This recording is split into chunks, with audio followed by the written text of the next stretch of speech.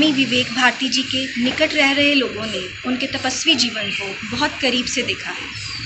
आइए उन्हीं के शब्दों में उनके दिल की बात सुनें। जेहि के जेहि पर सत्य सने हूँ और सोते ही मिले न कछु संदेहु। बाबा तुलसीदास ने बड़ी अच्छी बात कही थी। मैंने अपने दर्शकों के लिए इस पर एक पूरा वीडियो बनाया। अब ये बात मैं कह रहा हूँ एक ऐसे शख्स के बारे में जिनका स्नेह और जिनकी चाहत स्वामी विवेकानंद के विचारों को आगे बढ़ाना है, प्रसारित करना है। मेरी उनसे मुलाकात हुई अवेकनिंग इंडिया कार्यक्रम जो दूरदर्शन के लिए होता था। उस दौरान कई महानुभावों से मेरी मुलाकात हुई, जिनमें से एक थे विवेक भारती जी, जिन्हें मैं स्वामी विवेक भारती कहता हूँ। स्वामी शब्द के बहुत गहन मायने हैं। जो स्वयं को जीत लेता है वो स्वामी होता है। जो निरर्थक छोटी छोटी चीजों के बजाय उस चीज को हासिल करने के लिए आगे जाता है जो कभी भी किसी भी महामानव ने इस धरती पर हासिल की है, यानी कैवल्य, यानी वो उच्चतम स्तर जहां पर समाज पहले है, जहां पर दूसरे पहले हैं, या स्वामी शरणानंद जैसे कहते हैं अपने अधिकारों का त्याग और दूसरे के अधिकारों की रक्षा। बड़ी सुंदर और गहन बात है। अपने अधिकारों का त्याग और दूसरे के अधिकारों की रक्षा, कुछ यही जीवन है स्वामी विवेक भारती जी का, जो उत्तर भारत में एक कन्याकुमारी बना रहे हैं, स्वामी विवेकानंद के विचारों का प्रसार कर रहे हैं। ऐसे महानुभाव को मैं सादर नमन करता हूं, प्रणाम करता हूं। और ये मेरे लिए बहुत सुखद अनुभूति है कि एक बड़े भाई के रूप में, एक मित्र के रूप में मैं उन्हें अपने जीवन में पाता हूं और उनसे लगातार हमारी चर्चा विचार विमर्श होता रहता है। मेरे कार्यों को लेकर वो अपनी टिप्पणियां करते हैं, उनके कार्यों को लेकर मैं अपनी टिप्पणी करता हूं, और उनके इन सभी प्रयासों में लगातार सदैव तन मन धन से हम उनके साथ जुड़े हुए हैं। मैं उन्हें खूब सारी शुभकामनाएं देता हूं। यूं तो उनके बारे में मैं बहुत लंबा वीडियो बना सकता हूं, लेकिन संक्षेप में कहूं तो जैसे मैंने कहा कि सचमुच स्वामी कहलाने के उत्तराधिकारी वो हैं, क्योंकि उन्होंने न सिर्फ स्वयं को जीता है बल्कि समाज की और अन्य लोगों के अधिकारों की रक्षा को महत्व देते हुए अपने अधिकारों का त्याग किया है। और अरावली की पहाड़ियों में हमेशा वो बैठे रहते हैं इस मिशन को पूरा करने के लिए। और इसमें निश्चित तौर पर समाज महानुभावों को कई बार उनके जीवन काल में ही नहीं पहचान पाता है, लेकिन उनकी कीर्ति और उनका यश आने वाले कई समयों तक गाया जाता है। और उसकी वजह होती है क्योंकि वो समाज को कुछ ऐसा देकर जाते हैं जो समाज के लिए आगे या लंबे समय तक काम आता है। और निश्चित तौर पर ये जो मिशन है स्वामी विवेक भारती जी का उत्तर भारत का कन्याकुमारी बनाने का, निश्चित तौर पर ये आने वाले समय में एक बहुत बड़े मिशन के तौर पर सामने होगा। बहुत बहुत धन्यवाद और बहुत सारी शुभकामनाएं स्वामी विवेक भारती जी को। नमस्कार दर्शकों, आज हम हैं श्याम प्रसाद जी के साथ, जो हैं shoots and shoot photography and film academy के डायरेक्टर।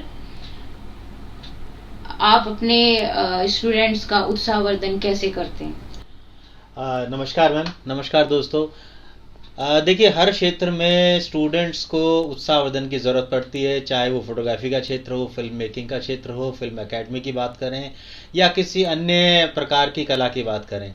तो हम समय समय पर अपनी एकेडमी के अंदर में कुछ खास लोगों को बुलाते रहते हैं, जिनमें नाम मैं लेना चाहूँगा स्वामी ईशान महेश जी, जो कि हमारी एकेडमी पर समय समय पर बच्चों को आकर के ऊर्जा प्रदान करते हैं, अपने किस प्रकार से अपने मन को, अपनी शक्ति को, अपने सामर्थ्य को, अपने धैर्य को बनाए रखना चाहिए और किस प्रकार अपने काम को और अच्छा किया जा सकता है, उस पर वो लोगों बच्चों को, हमारे स्टूडेंट्स को शिक्षा प्रदान करते हैं। उसी श्रेणी में हम बुलाते हैं स्वामी विवेक भारती जी को, जो कि आज के युवाओं के लिए उनमें एक तेज भरते हैं, उनमें एक ऊर्जा भरते हैं। और हम अनेक बार उन्होंने एकेडमी को विजिट किया है, आए हैं हमारे यहाँ पर, और हमें और हमारे बच्चों को हमेशा नए ज्ञान, नई शिक्षा, नई ऊर्जा से ओतप्रोत किया है। और हम चाहते हैं कि हम इस तरह से अन्य जो हमारे गुरुजन लोग हैं, जिनको जो आदर्श हैं, उन लोगों को हम अपनी एकेडमी में बुलाते रहें और इसी प्रकार हम अपने स्टूडेंट्स में एक नई ऊर्जा भरते रहें। अभी तक हमारी एकेडमी के अंदर में करीब 60 देशों के लोग हैं जो एडमिशन ले चुके हैं, जिनको हम पढ़ा चुके हैं, और करीब 1500 स्टूडेंट्स इन टोटल अब तक हमारी एकेडमी में एडमिशन ले चुके हैं पिछले 16 सालों के अंदर में। तो दोस्तों, मैं चाहूँगा कि जो हमारे स्वामी विवेक भारती जी हैं उनके बारे में हम कुछ और चीज़ें जानें। जैसे वो विवेकानंद विद्यापीठ चला रहे हैं, एक बड़ा ही अपने संसार में एक अनोखा स्थान उन्होंने बनाया है, जहाँ पर शिक्षा और दीक्षा का एक विशेष प्रबंध और एक आयोजन किया जा रहा है। विवेकानंद शक्तिपीठ के माध्यम से स्वामी विवेक भारती के द्वारा जो विश्व में भारतीय विद्यार्थियों के माध्यम से एक नया क्रांतिकारी अभियान का शुभारंभ किया गया है, उसकी सफलता के लिए मैं उनको मंगल कामना प्रेषित करते हुए और विश्व में भारतीय विद्यार्थियों का जीवन अध्ययन और तपस्या प्रधान रहा है, विवेक भारती भी विद्यार्थियों के माध्यम से अध्ययन और अध्यापन की तप की परंपरा को पुष्ट कर रहे हैं और भगवान इनकी साधना को सफलता प्रदान करे। अशेष स्नेहिल आशीष के साथ आचार्य राममिलन शुक्ल। नमस्कार मित्रों, मैं सुरेश चंद्रा, प्रवक्ता अंग्रेजी, राजकीय वरिष्ठ माध्यमिक बाल विद्यालय नंबर 1 सी ब्लॉक जनकपुरी नई दिल्ली से हूँ, जहाँ स्वामी जी ने अपने जीवन के 1.5 साल सम्मानपूर्वक बिताए हैं। मित्रों, मेरे परम मित्र एवं मार्गदर्शक मंजुल मानस युग नायक स्वामी विवेक भारती जी प्रांजल प्रज्ञा के धनी हैं। वे कठोर पुलिस जैसे संकल्प से ऊर्जावान एवं शील सुधा संचायक हैं। कल्प कुसुमों से कोमल हृदय वाले स्वामी जी जनमानस के राजहंस के समान सदैव ही नीरक्षीर निर्णायक रहे हैं। वे नित्य ही न्याय, सत्य के संवर्तक एवं मिथ्या आडंबरों के घोर विरोधी रहे हैं। वे सही मायने में छात्रों के सच्चे शुभचिंतक एवं संरक्षक की तरह हैं। शोषण एवं उत्पीड़न के प्रतिकार स्वरूप तथा करुणा एवं मैत्री के संवाहक के तौर पर उनको स्मरण किया जाता है।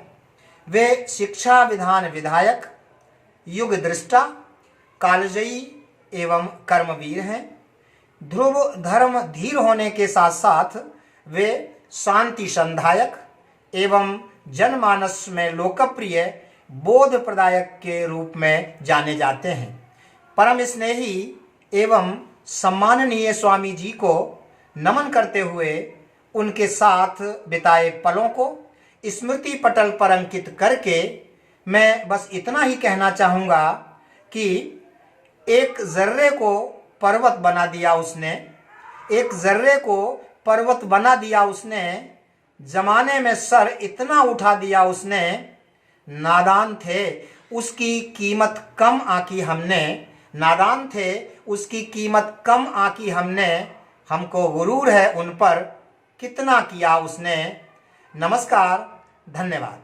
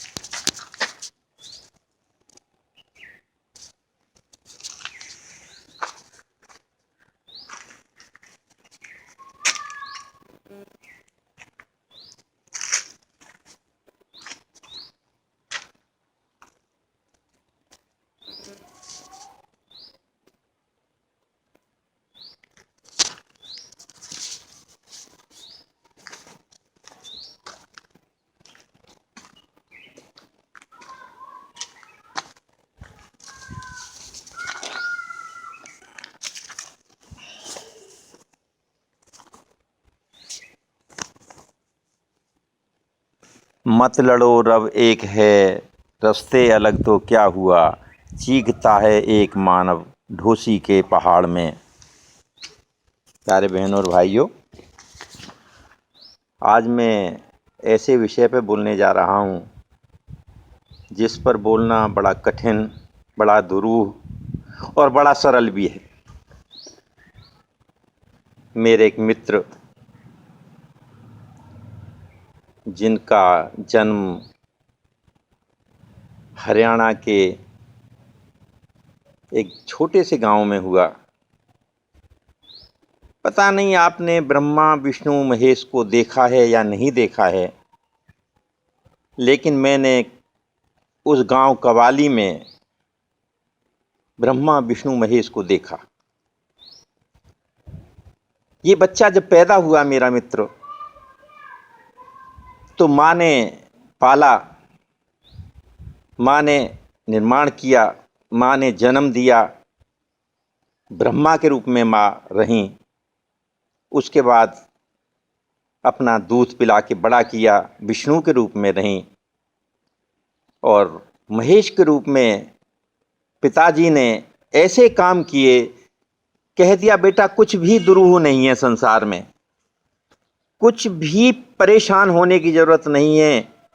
मंदिर मस्जिद गुरुद्वारे सब पवित्र जगह हैं, लेकिन भय नहीं मानना है शमशान से भी। उन्होंने बच्चे के भय को बचपन से ही निकाल दिया। बच्चा बचपन से ही बड़ा नाजुक मिजाज था, पढ़ने में मन नहीं था। मामा के यहाँ भेज दिया गया, लेकिन मामा के यहाँ भी मन नहीं लगा और पढ़ते पढ़ाते उसने मास्टर डिग्री भूगोल में की। उसके बाद टीचिंग प्रोफेशन में आए। टीचिंग प्रोफेशन का एक अजीब अद्भुत नज़ारा। एक बार मौका मिला मुझे उनके साथ काम करने का। Government boys senior secondary school Najafgarh में, नंबर 3 स्कूल में। वहाँ पर एक दिन ऐसी घटना घटी कि प्रेयर के समय मैं बच्चों को कुछ मोरल एजुकेशन दे रहा था, और वहाँ पर भारती जी खड़े हुए थे। पहले मैं भारती जी के विषय में एक बात कह दूं कि घर वालों ने पहले इसका नाम रखा राम।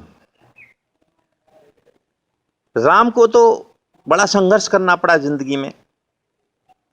जरा जवान हुए, विश्वामित्र मांग के ले गए।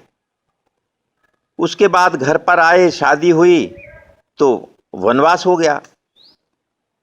तो राम निवास नाम रख दिया गया कि हे राम, तुम्हें तो जंगल में निवास करना पड़ेगा, तुम्हें तो ढोसी के पहाड़ों में निवास करना पड़ेगा, इसलिए नाम राम निवास पड़ा। और वो Shri Ram Niwas ji government boys senior secondary school number 3 Najafgarh में ट्रांसफ़र होके आए, लेक्चरर ज्योग्राफी। उस दिन संबोधन के दौरान वो एक वृक्ष के नीचे खड़े थे, और पता नहीं मेरे अंदर क्या ऊर्जा थी उस दिन कि सारा विद्यालय, सारा स्टाफ खड़ा सुन रहा था मुझे, और मैं किसी ऐसे आवेश से आवेशित था, और मैं भारती जी की तरफ देखे जा रहा था, और मेरे मुंह से निकला था कि आज से आपको मैं तो स्वामी विवेक भारती कहूँगा। ये मुझे सौभाग्य मिला। जब कभी इंस्पेक्शन होता, लोग आते, देखते क्लास में, पूछते भारती जी क्या पढ़ा रहे हो? भारती जी कहते पढ़ा नहीं रहा हूं, मैं सिखा रहा हूं।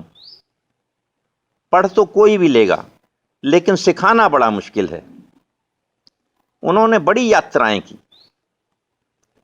घर में रहे तो धर्म अर्थ काम मोक्ष 4 जैसे खंबे होते हैं। पुत्र हैं, पुत्री है, पत्नी है, और ये पतिदेव। लेकिन ये जो खंबा था उस मकान का, इसको आदत के कहीं भी जाना, कहीं भी सेवा करना। जब ये निकल जाते तो वो 3 खंबे उस इमारत को, ग्रस्त रूपी इमारत को थामे रहते। इन्हें तो किसी गरीब की सेवा करनी थी, पैसे नहीं है तो नाली साफ करनी थी, झाड़ू लगानी थी, कहीं भी कुछ करा लो। जब लोगों को पता लगती कि ये तो प्रोफेसर हैं, लेक्चरर हैं, अरे गुरुजी तुमने क्या कर दिया, किसी बच्चे को डिक्शनरी देनी थी, पैसे नहीं थे, नाली साफ करने लगे एक ठेकेदार के पास में जाकर के। उस समय उन्होंने कहा गुरुजी आप वैसे ही हमसे कह देते। इन्होंने कहा कि नहीं, मैं अपनी मेहनत से, मैं अपनी ईमानदारी से बच्चे को देना चाहता हूं ताकि ये बच्चा कुछ बने। अनेक घटनाएं अब ढोसी के पहाड़ों में, च्यवन ऋषि की तपोभूमि में, उत्तरी भारत की कन्याकुमारी बनाई है। तो मैं सबसे पहले नमन करता हूं इनकी माताजी को, इनके पिताजी को। उसके बाद मैं नमन करता हूं स्वामी रामकृष्ण परमहंस जी को, जिन्होंने नरेंद्र दत्त जैसा, स्वामी विवेकानंद जी जैसा शिष्य दिया। और उसी क्रम में मैं नमन करता हूँ श्री महेंद्र प्रसाद मिश्रा जी को, जिन्होंने ऐसे अमूल्य धरोहर को तराश दिया जो कबाली की खान में पैदा हुआ, एक अनगढ़ा पत्थर, उसको तराश करके एक हीरे के रूप में हमें दिया, जिसे आज हम स्वामी विवेक भारती जी के नाम से जानते हैं। अनेक अद्भुत काम, अद्भुत सेवाएं कर रहे हैं स्वामी जी। अस्तित्व की यात्रा पहली पुस्तक प्रकाशित हुई, जिसमें जीवन यात्रा है स्वामी जी की। उस दिन के बाद जो बदलाव आया वो अकल्पनीय था। मैं तो ज़्यादा ना कहते हुए यही कहूँगा कि वो जो देश की सेवा, जन सेवा, मानव सेवा में लगे हैं वो बढ़ते रहें। और मैं तो बस अपने ये 4 पंक्तियों से कह के अपनी बात ख़त्म करूँगा। मैंने तो सोचा था अपनी सारी उम्र तुम्हें दे दूँगा, मैंने तो सोचा था अपनी सारी उम्र तुम्हें दे दूँगा। इतनी दूर मगर थी मंजिल, चलते चलते शाम हो गई, इसीलिए हो गई देर, कर देना माफ़ विवशता मेरी, धरती सारी मर जाएगी अगर क्षमा निष्काम हो गई। धन्यवाद। आज हम आपको एक ऐसे कर्मयोगी संत के बारे में बताएंगे जो अरावली की पहाड़ियों में अपने गुरुदेव महेंद्र मिश्र की आज्ञा से स्वामी विवेकानंद को जीते हैं। वो संत हैं, वो आध्यात्मिक गुरु हैं, जिनका नाम विवेक भारती जी है। वो मेरे गुरुदेव हैं।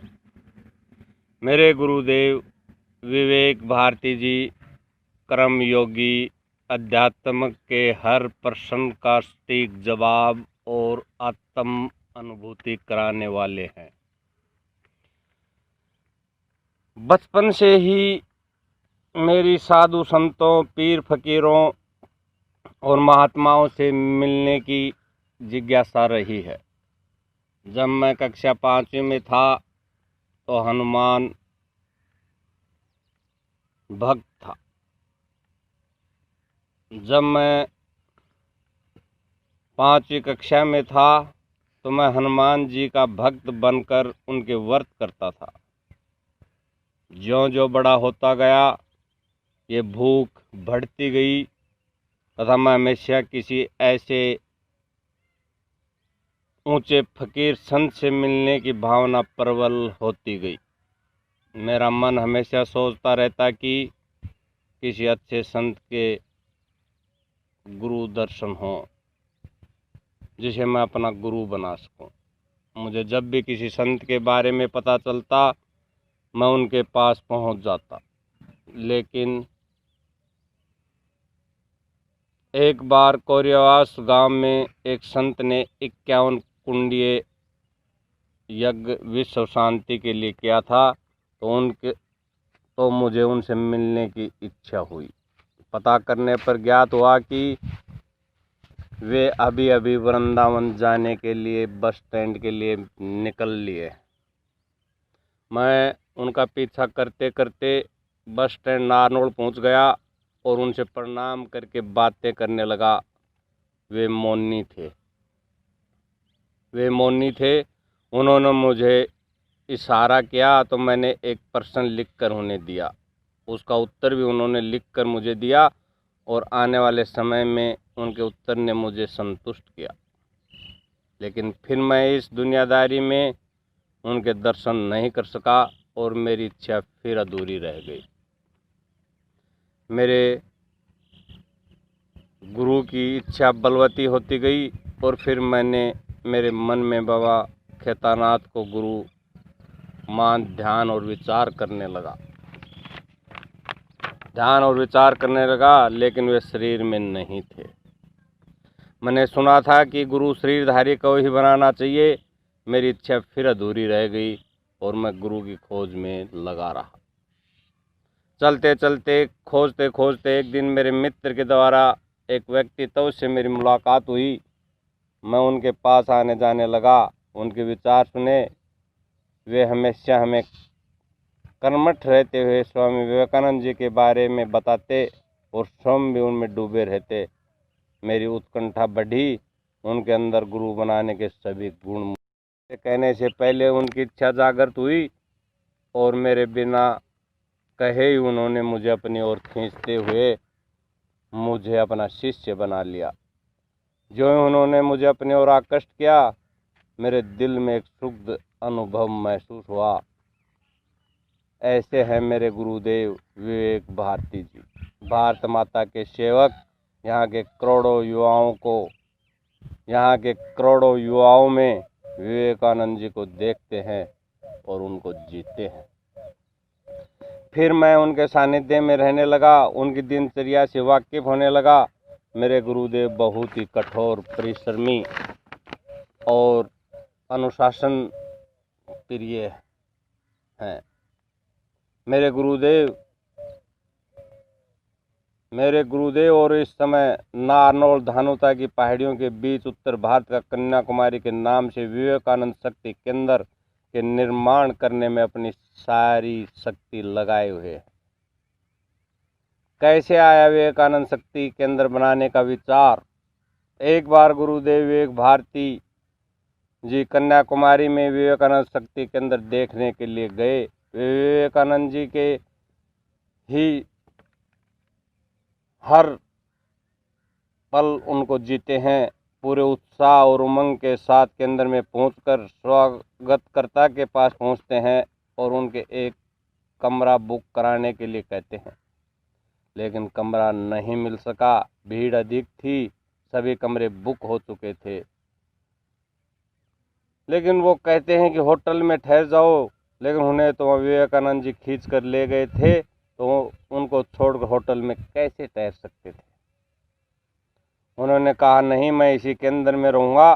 कमरा नहीं तो कोई नहीं, मैं पेड़ के नीचे ही डेरा डालूंगा और रात उनके मनन करते हुए काट लूँगा। 2 घंटे बाद उनकी आत्मा ने वहाँ के मैनेजर को कचोटने लगी और वे स्वयं चलकर उनके पास आए और उनसे बातें करके उनकी विवेकानंद जी के प्रति श्रद्धा को देखते उन्होंने कमरा उन्हें खाली करके दिया। ऐसी श्रद्धा भक्ति विवेकानंद जी के प्रति है मेरे गुरुदेव की। ऐसे हैं अटल मेरे गुरुदेव, ऐसे हैं अटल मेरे गुरुदेव। स्वामी विवेकानंद केंद्र कन्याकुमारी से ही उन्हें सूक्ष्म तरंगों के द्वारा आभास हुआ कि जाओ उत्तर भारत में जाकर स्वामी विवेकानंद केंद्र का निर्माण करो, उत्तर भारत का कन्याकुमारी बनाओ। आपको अपना काम स्वयं करना है, कोई इस कार्य के लिए आपकी मदद नहीं करेगा। अपना काम स्वयं करो। और वे निकल गए अपना काम करने के लिए। उन्हें अपने घर से ठीक 165 किलोमीटर दूर भूमि मिली, जहाँ खेतड़ी जाते वक्त स्वामी विवेकानंद जी एक रात ठहरे थे। उस स्थान को उत्तर भारत का कन्याकुमारी बनाने के लिए कठिन परिश्रम कर रहे हैं, पत्थर ढो रहे हैं, सभी कार्य मजदूरों के साथ रहकर स्वयं कर रहे हैं। ऐसे हैं मेरे गुरुदेव। मेरे गुरुदेव में आत्मबल है। कहाँ से मिला उन्हें यह आत्मबल? यह आत्मबल उन्हें उनके गुरुदेव महेंद्र मिश्र से मिला, जिन्होंने उनको गढ़ा। वे स्वयं एक प्रशासनिक अधिकारी थे, गृहस्थी थे, किंतु ऊंच कोटि के फकीर थे। उनके बताए गए रास्ते पर आगे बढ़ रहे हैं मेरे गुरुदेव। एक बार मैं किसी कार्य को लेकर बहुत उधेड़-बुन की स्थिति में था, उनके पास बैठा हुआ था। वे मुझे लगातार देख रहे थे। एक दिन उन्होंने कहा कि क्या परेशानी है। बिना बताए वे समझ गए थे। उन्होंने मुझे कहा कि अमुक तारीख तक काम हो जाएगा, तेरे पक्ष में होगा। ये मेरी अति इंद्रिय कह रही है, जा। उक्त तारीख तक वह कार्य मेरे पक्ष में हो गया। ऐसे हैं मेरे गुरुदेव, ऐसे हैं मेरे गुरुदेव, ऐसे हैं मेरे गुरुदेव। मेरे गुरुदेव कभी मजदूर की ड्रेस में, तो कभी सूट टाई में, तो कभी माली के भेष में आगे बढ़ते हुए अपने क्रम को ही प्रधान मानते हुए आगे बढ़ रहे हैं। मैं उनमें ही भगवान श्री कृष्ण को देखता हूँ। भगवान श्री कृष्ण ने भी क्रम को प्रधान माना है। मेरे गुरुदेव भी उसी पथ पर आगे बढ़ रहे हैं, कर्म कर रहे हैं। अखत कथा गुरुदेव की किणविद कहीं न जाए, दृष्टि तुम्हारी पड़ जाए तो मावस पूनम में ढल जाए। चरण कमल से छू दो अगर तुम, सहरा उपवन में खिल जाए। मुस्का दो तो पथ के दुर्गम पर्वत गंगा बन लहराए। कर दो एक इशारा तो ये जड़ भी सब चेतन हो जाए। आने वाले समय में धीरे धीरे गुरुदेव के ये द्वारा किए जा रहे समाज निर्माण, चरित्र निर्माण के कार्य धरातल पर दिखाई देने लगेंगे। मेरे गुरुदेव ऐसे हैं मेरे गुरुदेव। तुझ में फना हूँ सबूत आने लगे हैं। मेरे खत तेरे पते पर जाने लगे हैं, तेरे पते पर जाने लगे हैं। गुरु कुम्हार शिष्य कुंभ है, घड़ी घड़ी काटे खोट। अंतर हाथ सहार देवे, बहार बहावे चोट। गुरु धोबी शिष्य कापड़ा, साबुन सिरजनहार। सुरती सिलाकर धोइए, निकसे ज्योति अपार। कबीर तो नरंद है गुरु के कहते और। हरि रूठे गुरु ठोर है, गुरु रूठे नहीं ठोर। यह तन विष की बेलड़ी, गुरु अमृत की खान। शीश दिए जो गुरु मिले तो भी सस्ता जान। जय गुरुदेव। नमस्कार, मेरा नाम ऋषि मिश्रा है और मैं गुड़गांव से हूँ। और मेरा परिचय ये है कि मैं स्वामी जी के जो गुरु हैं, स्वर्गीय महेंद्र मिश्र जी, मैं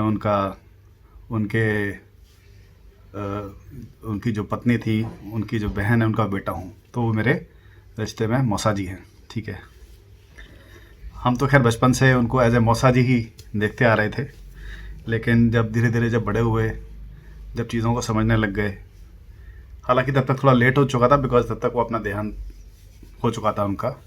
लेकिन जब तक पता चला, तब हमको ये एहसास हुआ कि हमने क्या कुछ था और सब खो दिया। सडनली जब समझने का मौका आया, तब तक सब हो चुका था। लेकिन ऐसे में जो मौसा जी ने जो अपनी पूरी ज़िंदगी में जो हीरे चुने थे, बहुत सारे उनके भक्त थे, तो I call them all diamond heera, सारे हीरे ही हैं।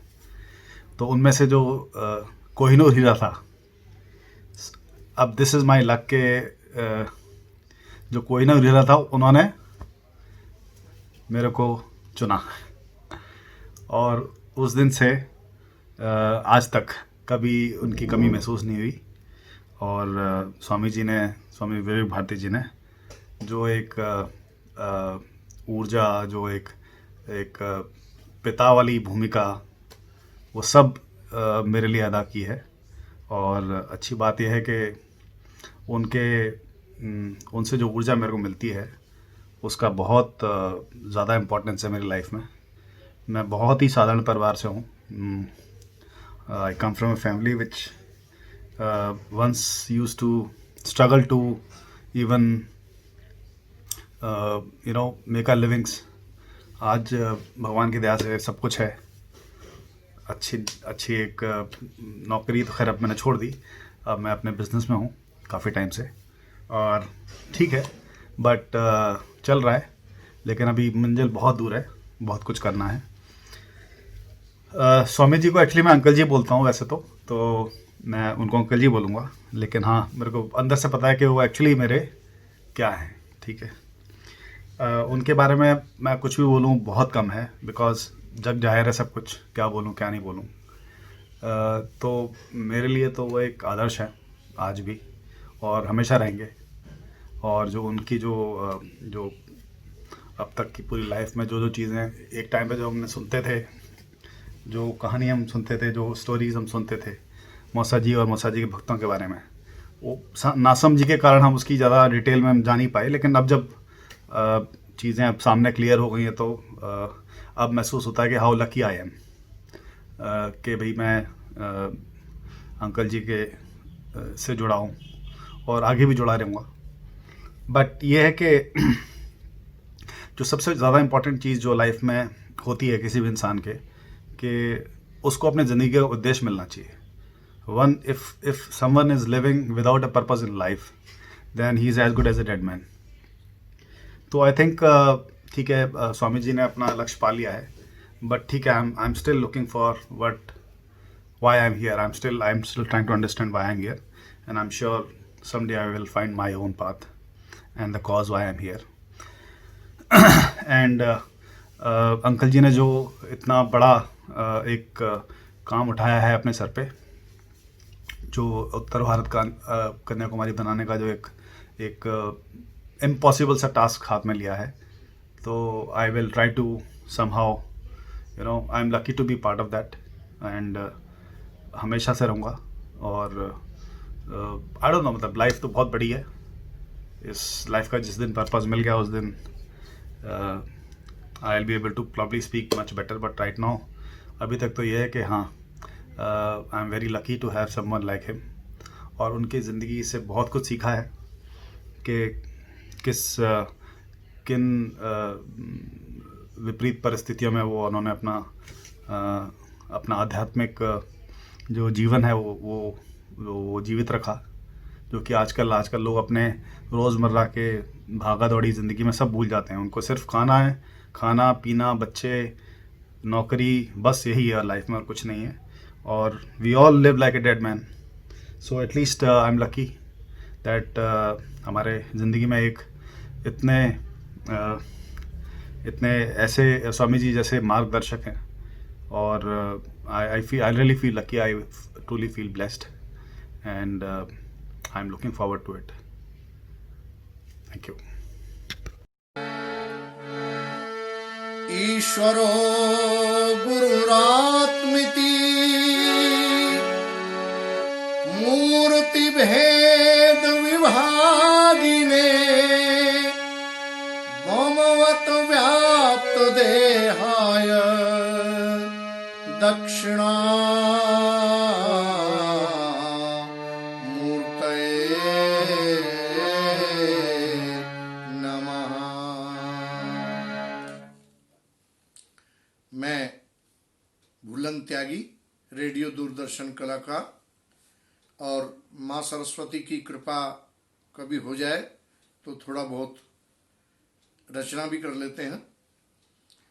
आज स्वामी विवेक भारती जी का सूक्ष्म परिचय दे रहा हूँ। स्वामी विवेक भारती जी से मैं बहुत दिन से जुड़ा हुआ हूँ। लगभग ये समझिए कि मेरा बचपन समाप्त हुआ था, यानी मेरी आयु उस समय बहुत कम थी जब मैं स्वामी विवेक भारती जी के साथ जुड़ा था। और हमें जोड़ा था उनके सदगुरु दिव्यादिदिव्य तेजपुंज श्री महेंद्र मिश्रा जी जो ब्रह्मलीन हो चुके हैं, उनकी कृपा से हम दोनों जुड़े हैं। और जब से हम लोग जुड़े हैं तो मैं ये कह सकता हूँ कि भूलन त्यागी की नस नस में, रोम रोम में विवेक भारती जी बसे हुए हैं। विवेक भारती जी एक ऐसे व्यक्ति हैं जिनके व्यक्तित्व में और जिनकी कार्यशैली में गीता का कर्मयोग स्पष्ट रूप से दिखाई देता है। भगवान ने जो गीता में कर्मयोग का उपदेश किया है, विवेक भारती जी के कार्य में वो स्पष्ट रूप से आप महसूस कर सकते हैं। इसके साथ ही मैं ये कहूँगा कि विवेक भारती जी एक ऐसी शख्सियत हैं जिनके दर्शन मात्र से आपको प्रेरणा मिलती है, और जब आप उनके संपर्क में आते हैं तो फिर चाह के भी आप उस संपर्क को तोड़ नहीं सकते। आप विवेक भारती जी को भूल नहीं सकते, भुला नहीं सकते। अर्थात एक बार विवेक भारती जी से अगर आप मिल लिए तो ये समझ लीजिए कि आपके ऊपर विवेक भारती जी का राज हो गया। विवेक भारती जी एक अलमस्त फक्कड़ फकीर की तरह कर्म करते हैं। आजकल वो नारनौल के पास महर्षि चमन की तपोभूमि को सुदृढ़ करने में लगे हुए हैं और वहां बना रहे हैं वो उत्तर भारत का कन्याकुमारी, जो कार्य पूर्णता की ओर है। मेरा मानना तो ये है कि सतयुग के या त्रेता के महर्षि चमन जब देखते हैं कि अपनी विरासत लुप्त हो रही है तो वो विवेक भारती का रूप धारण करके आते हैं और अपनी उस लुप्त होती संपदा को, लुप्त होती विरासत को पुनः संभालते हैं, ऐसा मेरा मानना है। तो स्वामी विवेक भारती जी के लिए जितना कहा जाए उतना कम है। बस ये कह के अपनी बात समाप्त करूंगा कि स्वामी विवेक भारती जी को अगर जानना है, पहचानना है तो स्वामी विवेक भारती जी के संपर्क में आके देखिए। वाणी से उनके गुणों का वर्णन नहीं किया जा सकता। धन्यवाद।